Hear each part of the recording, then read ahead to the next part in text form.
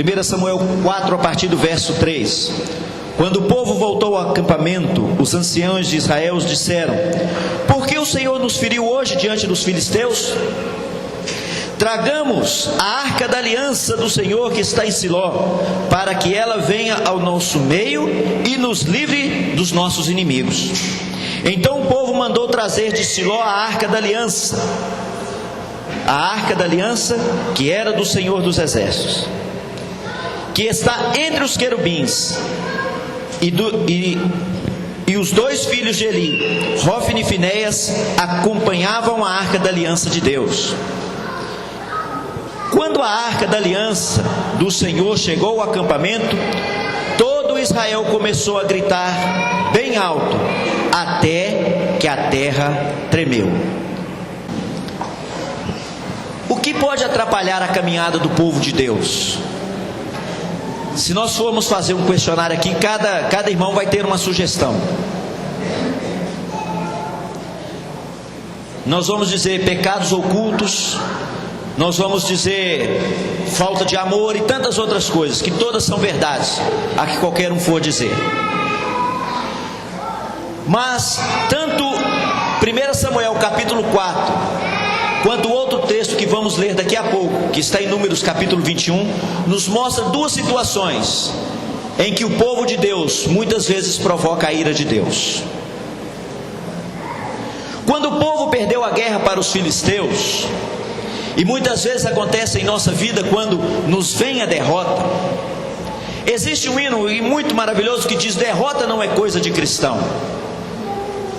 Ora, sofrer uma derrota não significa que perdemos a guerra. Levar um tombo não significa que não sabemos andar, correr, subir escadas. Não significa isso. Não enxergar à vez algo que está à nossa frente não significa que estejamos cegos, mas que passamos por um momento de adversidade. Já diz alguém que a raiva é capaz de cegar a pessoa, que ela é incapaz de ver a bondade à sua frente e só vê as coisas ruins. Quando conversamos com uma pessoa revoltada, vemos que ela só enxerga o lado negativo, só pensa em tragédia. O povo perdeu a guerra para os filisteus porque não estava preparado. E não estava preparado nem para dar uma resposta depois aos filisteus. O povo tratou com grande desprezo o símbolo da presença de Deus, que era a arca. Tratou a arca como um fetiche. Tratou a arca como algo miraculoso, que bastava tê-lo ali e tudo se resolvia. Quantos de nós não tratamos a Bíblia como um livro mágico? E aliás, em algumas páginas de magia se encontram alguns textos bíblicos, porque eles acreditam assim. Na Bíblia não há mágica. Na Bíblia não há mandamento para que sigamos nenhum ritual. A Bíblia é um livro de princípios que nos exorta a confiarmos e a dependermos unicamente de Deus. Nós não dependemos de arca, de óleo, nós não dependemos de nenhum ritual religioso para que Deus venha operar em nosso meio.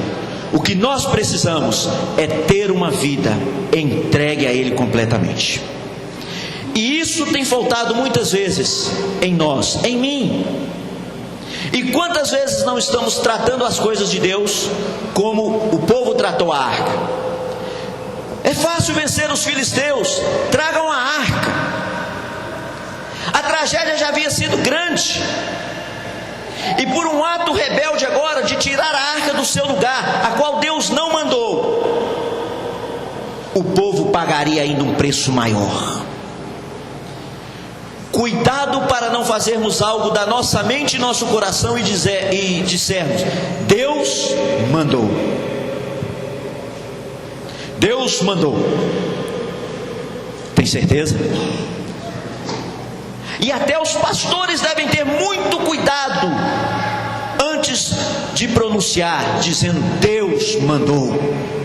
porque muitos falam em nome de Deus, sem Deus ter lhe dado nenhuma autorização.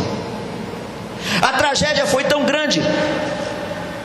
Pode abrir aí 1 Samuel, vamos ler mais à frente o verso 19 para vermos o tamanho da tragédia. Porque tragédias acontecem no meio do povo de Deus. Tragédias acontecem nas famílias cristãs. Problemas e sofrimentos entram pela nossa porta, sim. Dependerá da nossa atitude diante das adversidades. No capítulo 4 de 1 Samuel, a partir do verso 19, chegam-se as notícias do ato de tratar com leviandade, com superstição, as coisas sagradas de Deus. Olha bem, verso 19 do capítulo 4 de 1 Samuel. Sua nora, a mulher de Finéias, estava grávida e prestes a dar à luz. Quando ouviu a notícia de que a arca de Deus havia sido levada, de que seu sogro e seu marido estavam mortos, ela se encurvou e deu à luz, por causa das dores que teve. Quando estava morrendo, as mulheres que estavam com ela disseram: não temas, pois tivestes um filho. Porém ela não respondeu, nem deu atenção a isso, mas deu ao menino o nome de Icabode, dizendo: a glória se foi de Israel, porque a arca de Deus havia sido levada por causa de seu sogro e de seu marido. E disse: a glória se foi de Israel, pois a arca foi levada. Quando tratamos as coisas de Deus com leviandade, com irresponsabilidade, a glória de Deus vai embora. E a glória de Deus é a maior alegria que o homem pode ter. Tozer, quando escreveu Peso de Glória, ele mostrava que a glória que Deus coloca sobre os seus filhos traz tudo o que ele precisa. Ela sabia que os culpados de Israel agora perder a presença de Deus eram as ações de seu sogro, de seu marido e dos anciões, que trataram as coisas sagradas sem nenhuma reverência. Quando não temos reverência na oração, no culto, na nossa maneira de viver, a glória de Deus vai se esvaziando de nós. É um fato bíblico e real.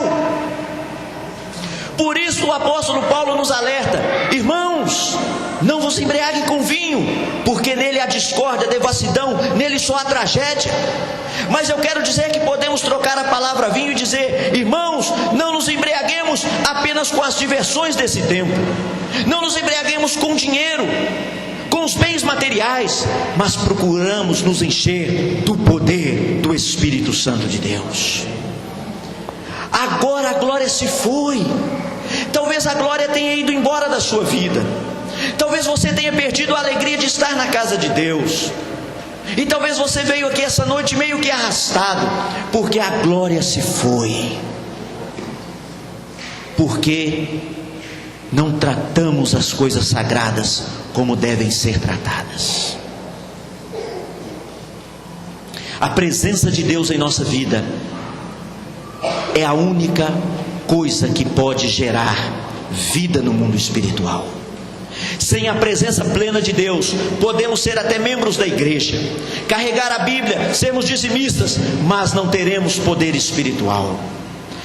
Uma irmã estava me dizendo que uma pessoa disse para ela: agora minha vida está muito boa, eu estou na igreja. Estar na igreja não resolve problemas, deve-se estar em Cristo Jesus, porque aquele que está em Cristo Jesus, Paulo não diz que está na igreja, é nova criatura, é estar na presença de Deus. E o outro texto, volte a sua Bíblia para Números capítulo 21. A vida cristã às vezes nos traz enfado, nos traz tristeza, nos traz renúncia às coisas de Deus. Quantas vezes ouvimos tantas histórias de pessoas vitoriosas? Nós compramos um livro e ele conta que missionário chegou em tal lugar e a igreja tinha 2 membros, mas que depois de um ano eram 4.000, e nós pensamos: poxa, minha igreja não cresce. e nós começamos a entrar numa luta pessoal com Deus. Eu quero dizer aos irmãos que esta é uma noite em que Deus quer transformar as nossas vidas, voltando ao primeiro amor, voltando a nos agradarmos de tudo que Deus nos dá.